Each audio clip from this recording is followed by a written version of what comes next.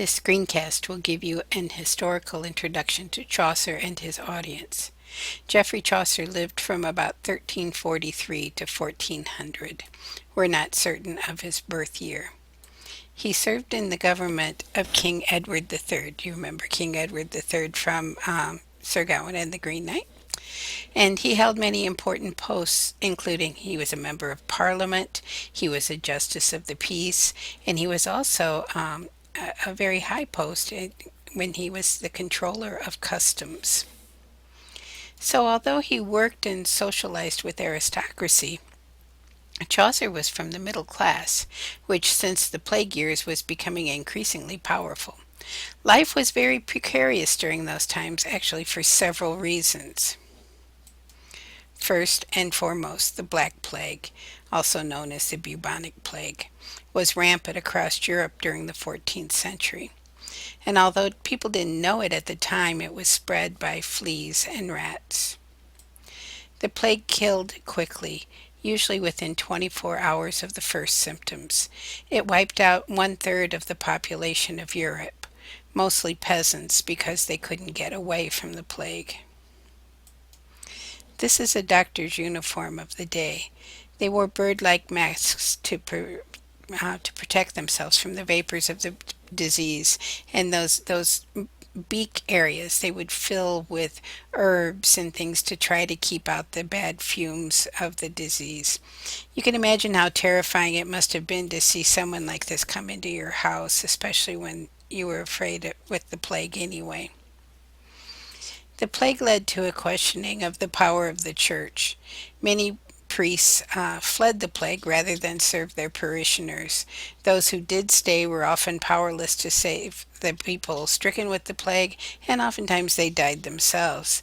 And so this led to a real crisis of faith among the people and even among the members of the church.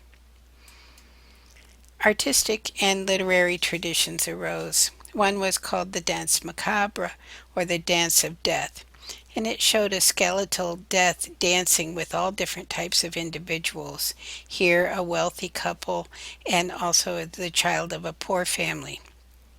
These images were pretty standardized. For one thing, there was always an hourglass somewhere in the image to indicate the fleetingness of time. The plague was a great leveler. It took the rich and powerful as well as the poor and powerless. Even royalty was not immune to the plague. So this was the beginning of what was called the ubi sunt tradition. And ubi sunt is Latin, meaning basically, where are they now? In other words, you had everything in life, money, power, lots of possessions. But where are they now that you're dead? In death, you are just the same as me, nothing more or less. So I hope you get an idea of just how uncertain life was during those plague years. And as if that weren't enough, in the words of the late great Billy Mays, but wait, there's more. This is also the time that England was fighting the Hundred Years' War with France, causing a great loss of life on both sides. The war had its effect on language as well. The aristocracy began to think of themselves as English rather than as the enemy, the French. So they gave up the French language in order to speak English. Once again, literature began to be written in English, but over the centuries of disuse, the language had changed from Old English to Middle English.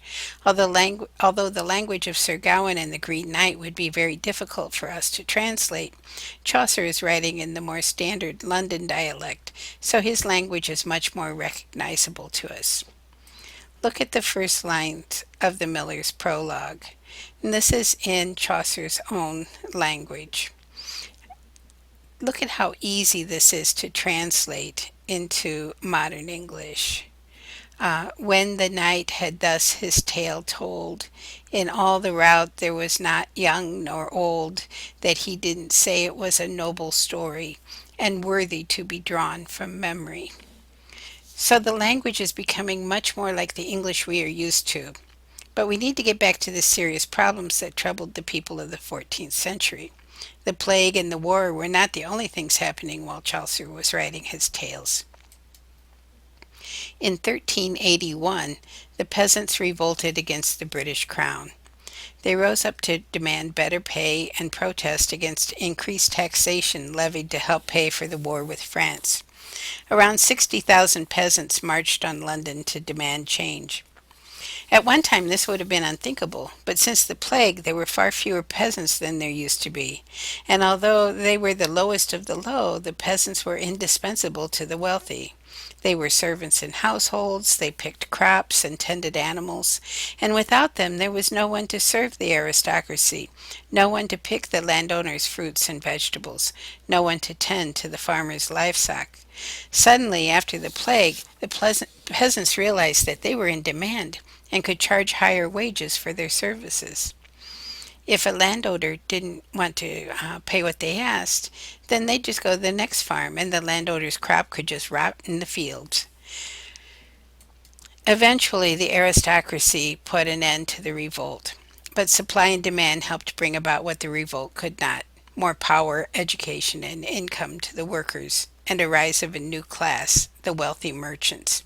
And this is the class that Geoffrey Chaucer grew up in. So that all brings us back to Chaucer and his Canterbury Tales. He began writing the tales in 1386, and he wrote until his death in 1400, so basically 14 years. His characters represent all aspects of society: aristocracy, militia, church, and the merchant class. It's important to remember that Chaucer is not writing for the aristocracy, as many of the things we've read so far, but for a middle class audience.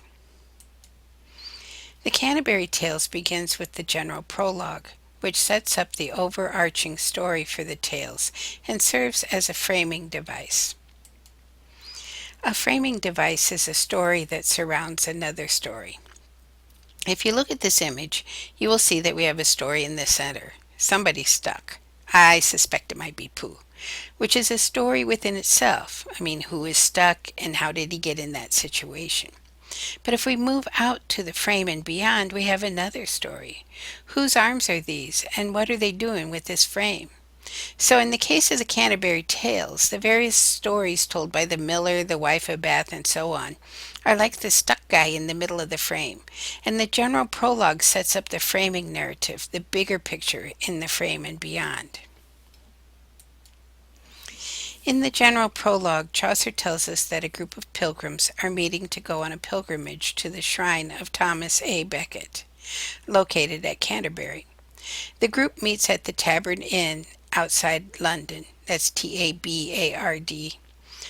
The host of the inn suggests that they tell stories to pass the time while they ride on their pilgrimage, and the person who tells the best story will win a free dinner at the Tabard Inn when they return to London. The rules of the contest call for each character to tell 4 tales, 2 on the way to the shrine and 2 on the way back. All in all, there are 30 pilgrims, so at 4 tales each, that would tell us that Chaucer intended to include 120 tales in his collection. Unfortunately for us, Chaucer only completed 22 of the tales in the last 14 years of his life. Chaucer's pilgrims are pretty much stock medieval characters: the hypocritical friar, the hunting monk, and the thieving miller in particular. Each represents the best or worst of his profession.